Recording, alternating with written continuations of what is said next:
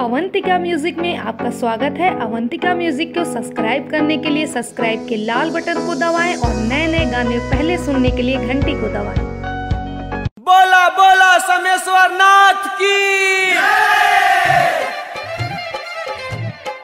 बोला बोला केसरनाथ बाबा की।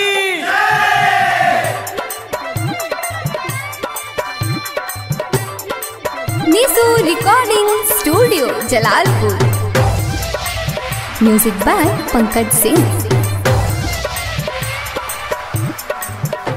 ए बाबा लइकिन के चक्कर में मटरी का फेल भइनी। ए बाबा तनुआ के चक्कर में हम तो फेल भइनी। कहिला सके उल्टा में कि हम तो जेल गइनी, कि हम तो जेल गइनी। ए बाबा ने हवा के चक्कर में मटरी का फेल भइनी। ए बाबा बेदिया के चक्कर में मटरी का फेल भइनी।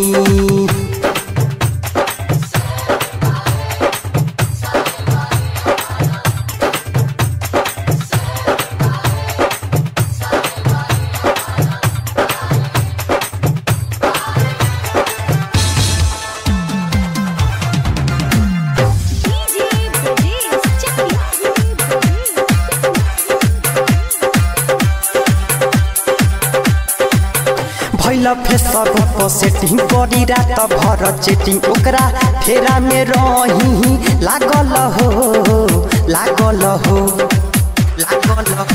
भैल फेसबुक पर सेटिंग करी रात भर चेटिंग, ओकरा फेरा में रही लागल हो लागल हो लागल हो। दिलस हमारा के लूट कहीं टूट, जियो के सिम तूरा दिहनी, जियो के सिम तूरा दिहनी।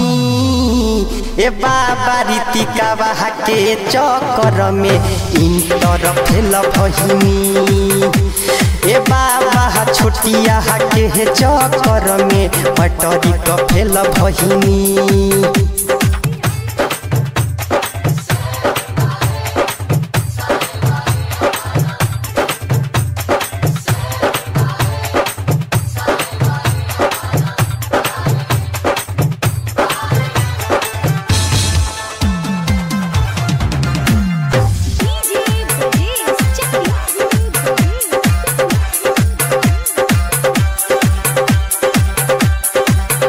कहे परती का राजनीतिश पंक सुन आज रहे तुहरा नहान शिव में न हो, शिव में न हो, शिव में। गोलू कहे मजबूरी सुन प्यारे ना जरूरी गइल निशु के है करीब में है कह रीब में कह रीब में।